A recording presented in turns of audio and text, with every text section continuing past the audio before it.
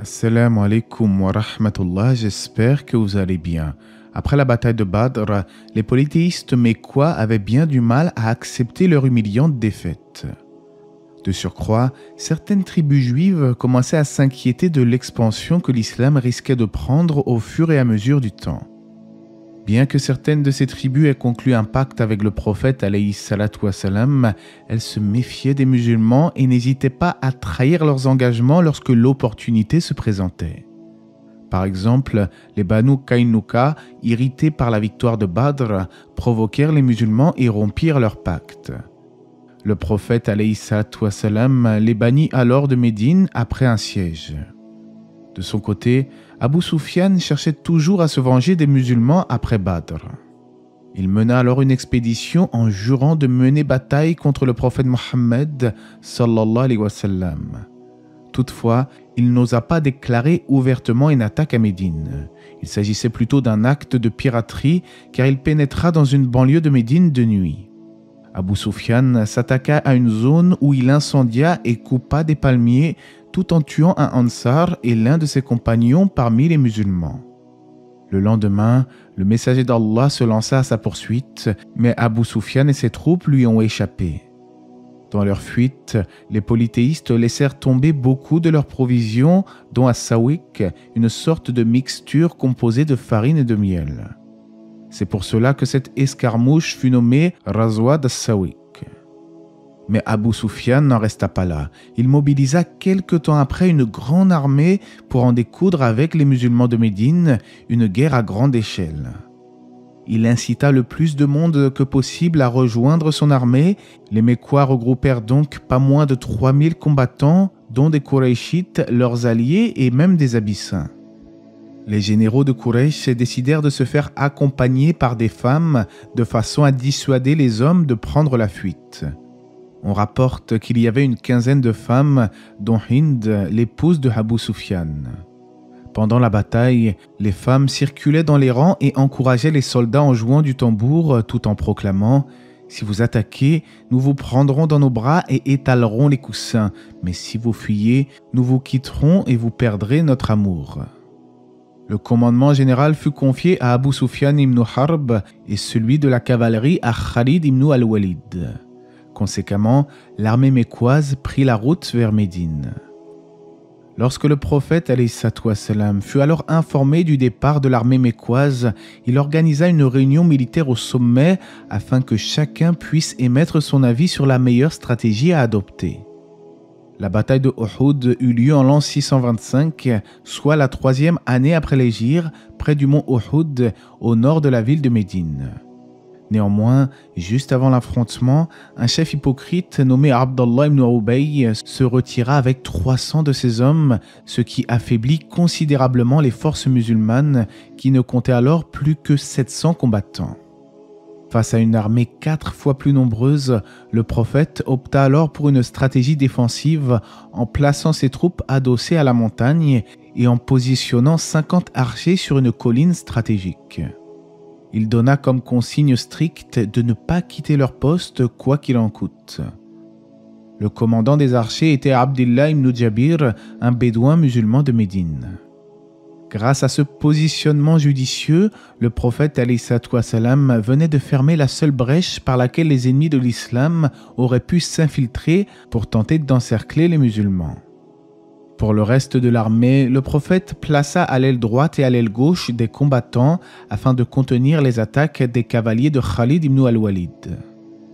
La bataille allait donc pouvoir débuter. Les deux armées s'approchèrent l'une de l'autre et le premier à s'avancer pour le combat fut un dénommé Talha ibn Abi Talha al-Abdari, surnommé aussi le bélier du bataillon. Mais le musulman Az-Zubayr ne tarda pas à bondir sur lui et le vainquit rapidement de son épée. À la suite de ce duel, la bataille généralisée éclata. Les coups pleuvaient de toutes parts et les compagnons du prophète luttaient avec courage et détermination, animés par leur foi. Face à eux, les Qurayshites combattaient avec rage et désir de vengeance. Le combat devint rapidement confus. On ne distinguait plus clairement les lignes. Chaque homme affrontait l'ennemi qui se trouvait devant lui dans un corps à corps intense et sans répit. Le sol, sec et rocailleux, était bientôt maculé de sang. Les cris de guerre se mêlaient aux gémissements des blessés.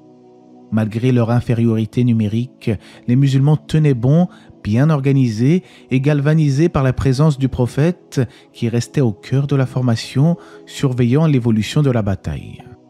Quant à Hamza ibn Abi Talib, ce grand héros parmi les musulmans, il fut assassiné à distance par Wahshi ibn Harb qui lui lança une lance dans l'abdomen. Wahshi lui-même disait « Jamais je n'ai raté ma cible ».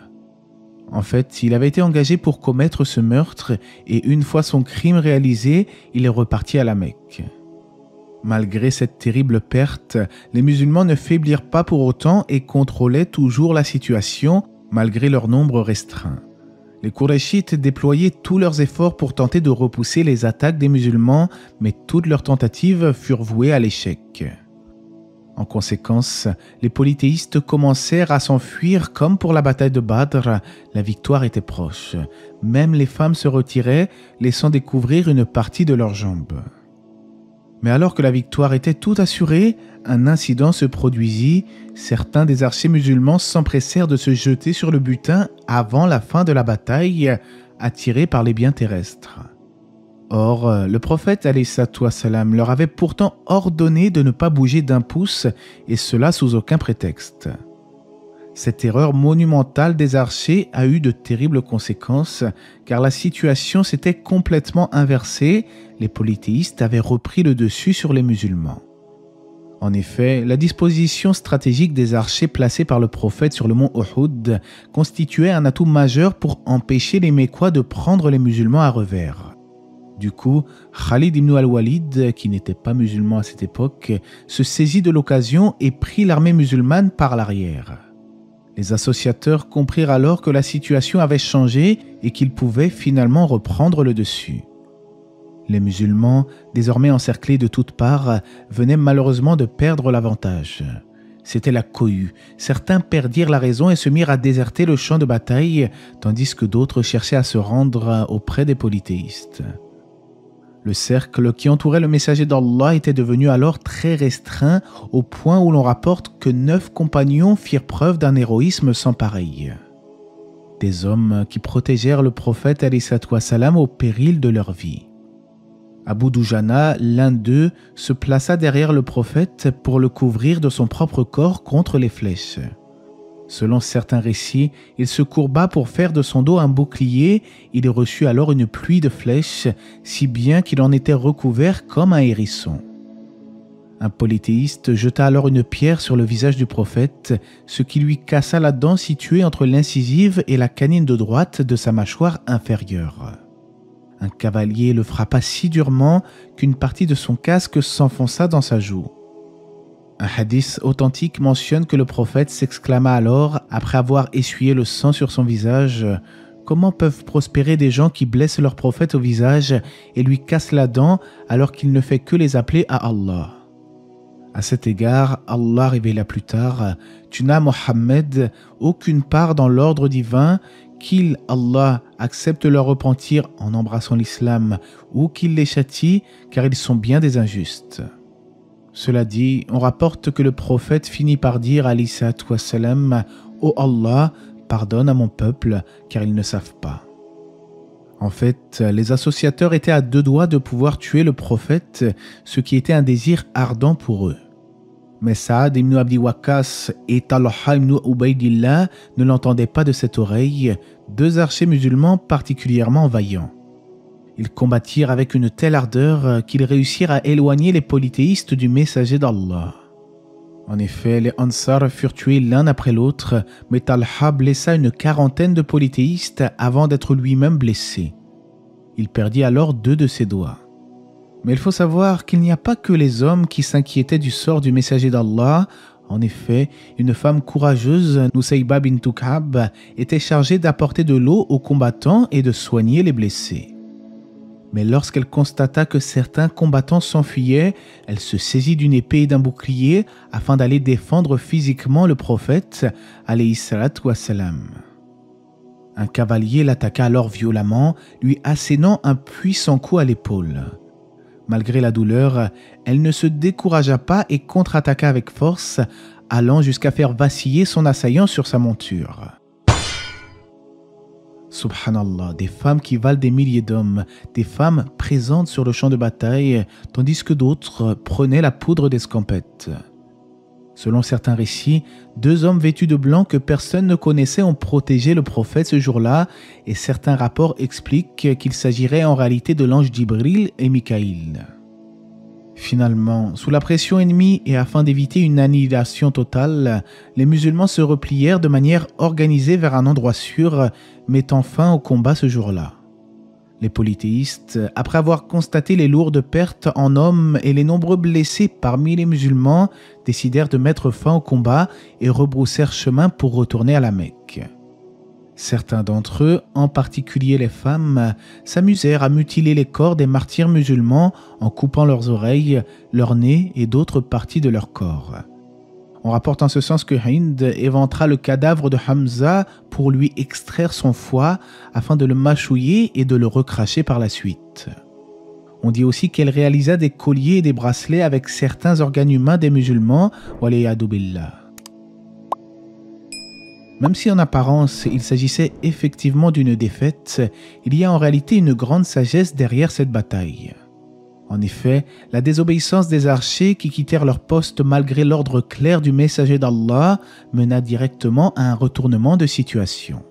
Cette erreur enseigne à la communauté musulmane que la victoire vient essentiellement de la foi, mais aussi de la discipline et de la soumission aux ordres divins et prophétiques. Après Badr, certains compagnons pouvaient croire que la victoire leur était acquise. Mais la bataille de Uhud vient rétablir les choses en nous rappelant qu'il ne faut pas se tourner vers les biens de ce bas monde au détriment de l'ordre du prophète alayhi salatu wassalam. Si les archers s'étaient abstenus de se ruer vers le butin, les musulmans auraient gagné la bataille. Également, cette bataille permit de démasquer les hypocrites, à commencer par Abdallah ibn Ubay et ses 300 hommes qui abandonnèrent l'armée au dernier moment. Mais cela permit de distinguer dans les rangs des musulmans qui étaient les véritables croyants. De surcroît, cette bataille a mené des hommes et des femmes à faire preuve d'un courage exemplaire, comme ce fut le cas de Nusayba bint Ka'b qui défendit le prophète alayhi salatu wassalam au péril de sa vie. Je pense également aux nombreux compagnons qui ont péri sur le champ de bataille et à ceux qui ont tenté de protéger le prophète alayhi salatu wassalam d'une mort certaine.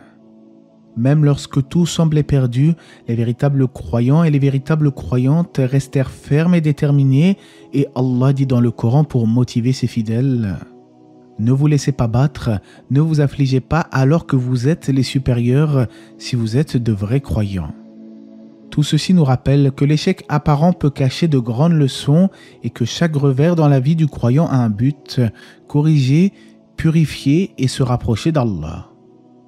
L'islam ne s'est pas établi par des triomphes faciles, mais par des sacrifices, de la constance et de la discipline. Dans la prochaine vidéo de la série, nous évoquerons l'après-bataille de Uhud et les épreuves difficiles auxquelles ont été confrontés certains musulmans. En effet, les polythéistes se sentaient revigorés vis-à-vis de leur victoire et sont allés jusqu'à torturer sauvagement et tuer des nobles compagnons du prophète, alayhi salatu wassalam. Pour ceux qui arriveraient en cours de route, vous pouvez reprendre à l'épisode 1 de la Sira via la playlist consacrée ou en scrollant un peu sur la chaîne Inch'Allah. Aussi, n'hésitez pas à vous abonner et à activer la cloche de notification, et Allah c'est mieux, et que la paix et les bénédictions d'Allah soient sur le prophète, sa famille et ses compagnons.